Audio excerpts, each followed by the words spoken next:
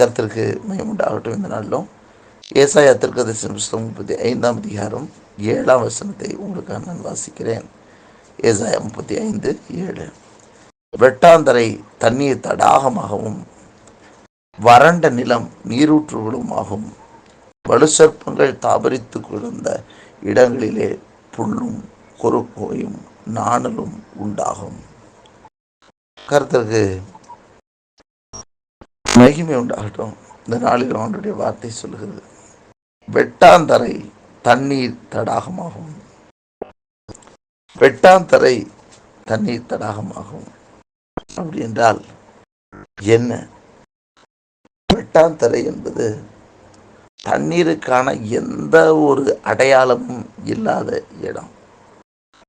காய்ந்து போய் அந்த இடத்துல ஒரு கல்லை போல இறுகி போய் காணப்படுகிற ஒரு இடம்.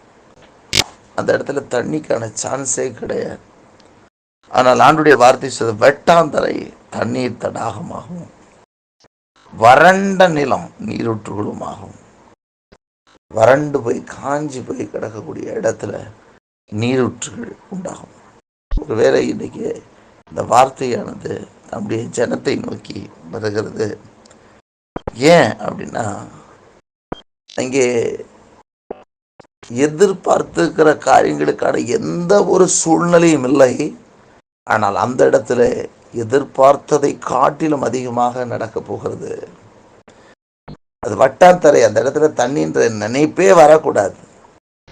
ஆனால் அந்த வட்டாந்தரையை சொல்லுகிறார், அது வெட்டாந்தரை தண்ணீர் தடாகமாக மாறுகிறது. அது தண்ணீர் தடாகமாக மாறுச்சுன்னா தண்ணி எப்பொழுதும் இருக்கக்கூடிய ஒரு இடமாக அது மாறிவிடுகிறது. இன்றைக்கும் கூட ஒருவேளை எந்த ஒரு மாற்றத்துக்குமே வாய்ப்பில்லை என்று சொல்லுகிற இடத்துல கர்த்தர் மாற்றங்களை தருவார். ஒரு வெறுமையான அந்த இடத்துல ஒரு ஆசீர்வாதத்தை தருவார். ஒரு எம்சியான இடம், வெட்டாந்தர, எந்த ஒன்றும் இருப்பதற்கு அந்த இடத்துல இதே கிடையாது. ஆனால் அதுவே தண்ணீர் தடாகமாக, எப்பொழுதும் தண்ணீர் இருக்கக்கூடிய ஒரு இடமாக அது மாறிவிடுகிறது. அப்படி என்றால் கடினமான உள்ளங்கள் கொண்டவர்களும் கர்த்தருடைய ஆவியினால் நிரப்பப்படுவார்கள். இன்றைக்கும் கடினமான இருதயத்தை உடையவர்கள், அவர்களுக்கு கர்த்தர் அற்புதங்களை செய்வார். அவர்களுக்குள்ள விடுதலையை தருவார். நீங்க அதான் சொல்றார், வெட்டாந்தரை தண்ணீர் தடாகமாகவும் வறண்ட நிலம் நீரூற்றுகளாகும். வறண்டு போய் காய்ந்து போய் கிடக்கிற அந்த இடங்களில ஆண்டவர் நீரூற்றுகளை உருவாக்குகிறவராக இருக்கிறார். இதுவரை கொஞ்சம் நல்லா இருந்திருக்கும், ஆனால் இப்போ ஒன்றுமே இல்லை. அதுக்கான எந்த ஒரு சிம்டம்ஸும் கிடையாது. இந்த இடத்துல வறண்ட நிலமாகிவிட்டது, காய்ந்து போன ஒரு நிலமாக மாறிவிட்டது. ஆனால் அந்த இடத்தில் கர்த்தர் அதை நீரூற்றுகளாக மாற்றுகிறார். நீர் ஊறி வரக்கூடிய ஒன்றை.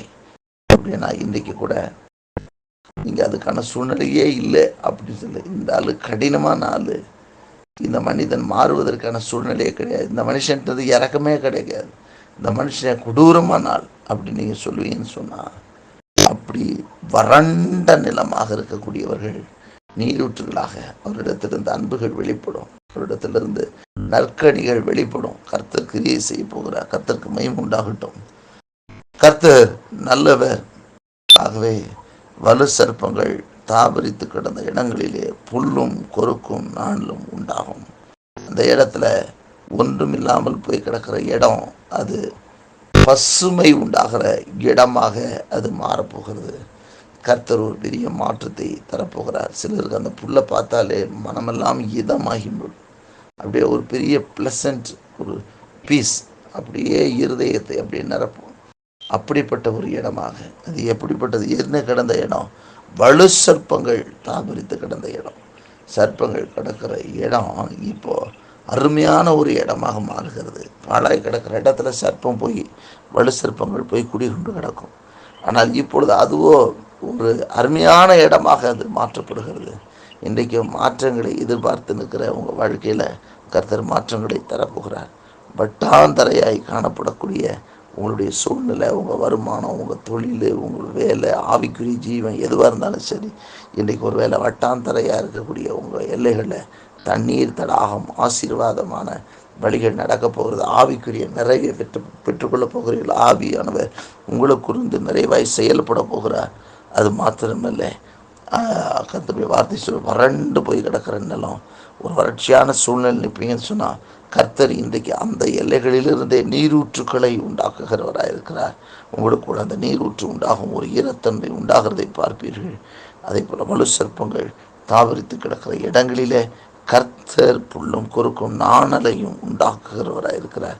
இன்றைக்கு உங்கள் சூழ்நிலை, நீங்கள் இன்றைக்கி என்ன சூழ்நிலையில் இருந்தாலும் சரி, நேற்று தினத்தில் ஆண்டவர் சொன்னார், ஒத்தாசை வரும் பருவங்களுக்கு நேராக என் கண்ணுகளை எடுக்குன்னு சொன்னார். அதுக்கு பின்னாடி வானத்தையும் பூமி உண்டாக்கிற கர்த்தெடுத்தது எனக்கு ஒத்தாசை வரும். இன்றைக்கும் அப்படி தான் காஞ்சி போய் கிடக்கக்கூடிய வட்டாந்தரையாக காஞ்சி கிடக்கிற உங்கள் வாழ்க்கையில் கர்த்தரிடத்தில் ஒத்தாசை வருகிறது. வறண்டு கிடக்கிற உங்கள் வாழ்க்கையில் கர்த்தரிடத்திலிருந்து ஒத்தாசை வருகிறது. வலுசற்பங்கள் தாபரித்து கிடக்கிற இடத்துல கர்த்தரிடத்திலிருந்து ஒத்தாசை வருகிறது. கர்த்தர் ஆண்டவர் உங்களை தண்ணீர் தடாகமாக, நீரூற்றுகளாக, அங்கே கொறுக்கும் நாள் இருக்கக்கூடிய இடமாக கர்த்தர் உங்களை ஆசீர்வதி